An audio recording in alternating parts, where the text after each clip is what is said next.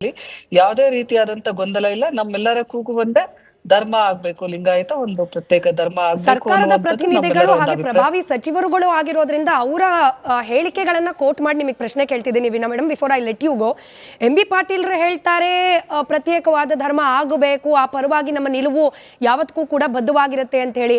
ಮತ್ತೊಂದು ಕಡೆ ಇವತ್ತು ಈಶ್ವರ್ ಖಂಡ್ರೆ ಅವರು ಹೇಳ್ತಾರೆ ನೋಡಿ, ಲಿಂಗಾಯತ ವೀರಶೈವ ಎರಡೂ ಕೂಡ ಒಂದೇ ಪದ, ಬೇರೆ ಬೇರೆ ಅರ್ಥ ಅಲ್ಲ, ಎರಡು ಒಂದೇ ಅರ್ಥ ಕೊಡುವ ಬೇರೆ ಬೇರೆ ಪದಗಳು. ಈ ಗೊಂದಲ ಮೂಡಿಸುವಂತಹ ಕೆಲಸಕ್ಕೆ ಯಾರು ಕೈ ಹಾಕಬಾರ್ದು. ಅಂದ್ರೆ ಒಂದು ಸರ್ಕಾರದ ಸಚಿವ ಸಂಪುಟದಲ್ಲಿ ಇರ್ತಕ್ಕಂಥ ಪ್ರಭಾವಿ ಸಚಿವರುಗಳ ನಡುವೆನೆ ನಮಗೆ ಹೊಂದಾಣಿಕೆ ಕೊರತೆ ಅನ್ನೋದು ಕಾಣ್ತಾ ಇರುವಾಗ, ಇಡೀ ಸಮುದಾಯ ಒಂದು ಧ್ವನಿಯ ಪರವಾಗಿ ಅಥವಾ ಒಂದು ನಿಲುವಿನ ಪರವಾಗಿ ಇರುತ್ತಾ ಅನ್ನೋ ಅನುಮಾನ ಸಹಜವಾಗಿ ಕಾಡುತ್ತೆ. ಖಂಡಿತವಾಗ್ಲೂ ಇದನ್ನ ಬೇರೆ ರೀತಿ ಅರ್ಥ ಮಾಡ್ಕೊಳೋದ್ರಲ್ಲಿ ಒಂದೇನು ವಿಷಯನೇ ಇಲ್ಲ ಅಂತೇಳಿ ನಾನು ಸ್ಪಷ್ಟಪಡಿಸೋದಕ್ ಬಯಸ್ತೀನಿ. ಯಾಕಂತಂದ್ರೆ ಇವತ್ತು MB ಪಾಟೀಲ್ ಸರ್ ಅವ್ರು ಹೇಳ್ತಾ ಇರೋದನ್ನು ಕೂಡ ಲಿಂಗಾಯತ ಪ್ರತ್ಯೇಕ ಧರ್ಮ ಆಗ್ಬೇಕು ಅನ್ನುವಂಥದ್ದು. ಇವತ್ತು ಈಶ್ವರ್ ಖಂಡ್ರೆ ಅವರು ಹೇಳ್ತಾ ಇರೋದು ಕೂಡ ಇವತ್ತು ವೀರಶೈವ ಲಿಂಗಾಯತ ಎರಡು ಸಮಾನಾರ್ಥ ಪದಗಳು, ಎರಡೂ ಕೂಡ ಒಂದೇ ಅಂತೇಳಿ. ಅಲ್ಲಿಗೆ ಬಂತಲ್ಲ, ಧರ್ಮ ಪ್ರತ್ಯೇಕ ಆದ್ರೆ ಏನಂತಿರ್ಬೇಕು? ಬಸವ ಧರ್ಮ ಅಂತಲಾ, ವೀರಶೈವ ಲಿಂಗಾಯತ ಧರ್ಮ ಅಂತಲಾ, ಅಥವಾ ಲಿಂಗಾಯತ ಧರ್ಮ ಅಂತಲಾ? ಯಾವ ಹೆಸರಿಡಬೇಕು ಅನ್ನೋದೇ ಗೊಂದಲ ಇದೆಯಲ್ಲ ಅಂತ.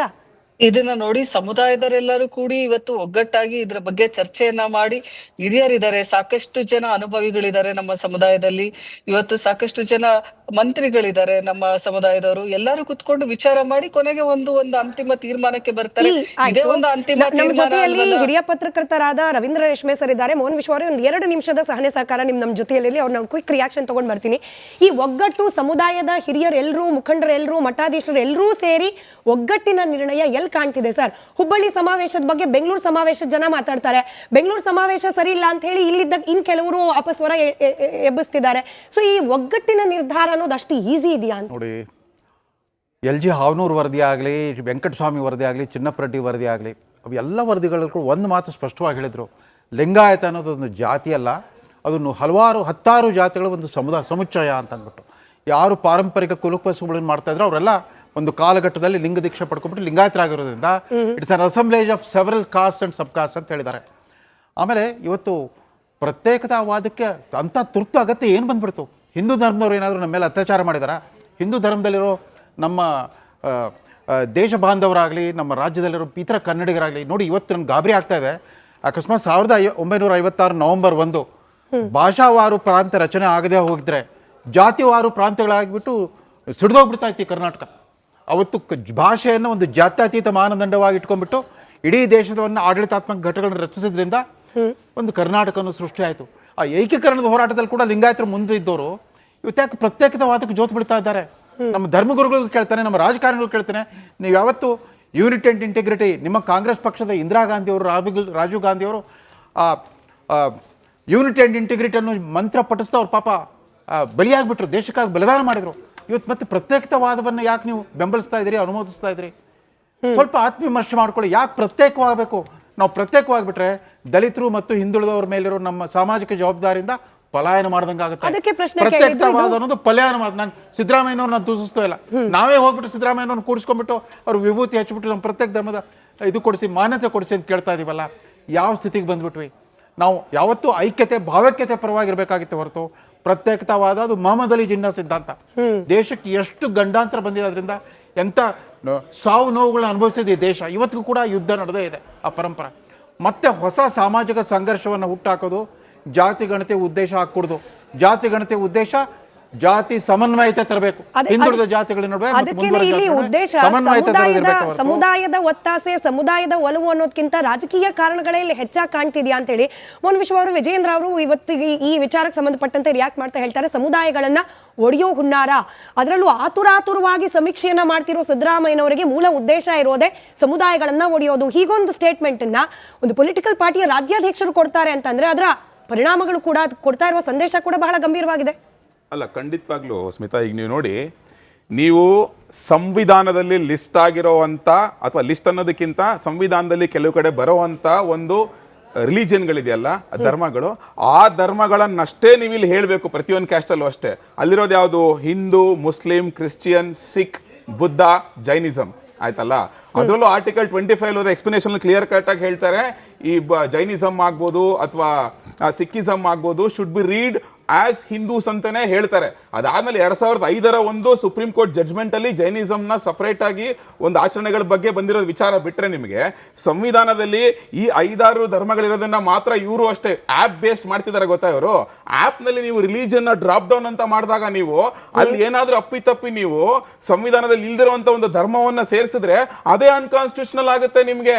ಫಸ್ಟ್ ಆಫ್ ಆಲ್ ಆ ಕಂಡೀಷನ್ ಆ ಬೇಸಿಕ್ಸ್ ಅರ್ಥ ಆಗ್ತಾ ಇಲ್ಲ.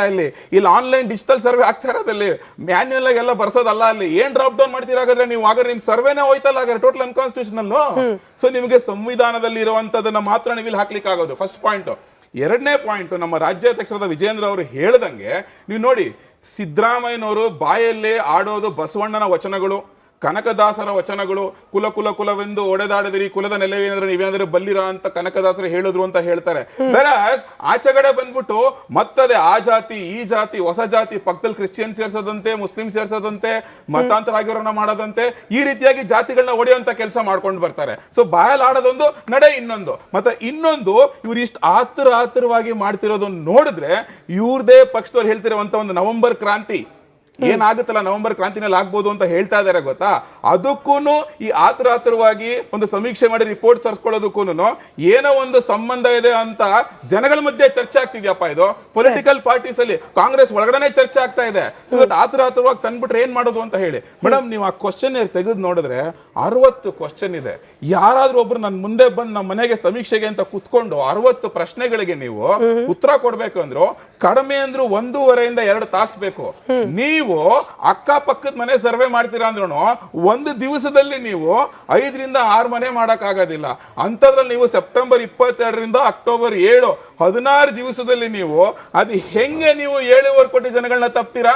ಇಟ್ ಕ್ಲಿಯರ್ಲಿ ಶೋಸ್ ಸರಿಯಾದ ಸರ್ವೆ ಆಗಿಲ್ಲ, ಆಗೋದು ಇಲ್ಲ.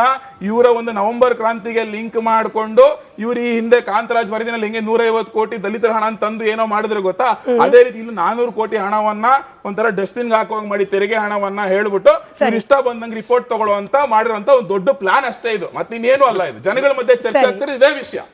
ಸರಿ, ಒಂದೇ ನಿಮಿಷ ಸರ್. ನಮ್ಮ ಜೊತೆಯಲ್ಲಿ ನಾಡೋಜ ಡಾಕ್ಟರ್ ಬಸವಲಿಂಗ ಪಟ್ಟದೇವರು ಸ್ವಾಮೀಜಿ ಅವರು ಜಾಯ್ನ್ ಆಗಿದ್ದಾರೆ ಅಂತ ಹೇಳಿ ಕೇಳ್ಪಟ್ಟೆ. ಸ್ವಾಮೀಜಿ ನಮಸ್ಕಾರ, ನಾನು ಧ್ವನಿ ತಲುಪ್ತಾ ಇದೆ ಅಂತ ಭಾವಿಸ್ತೀನಿ.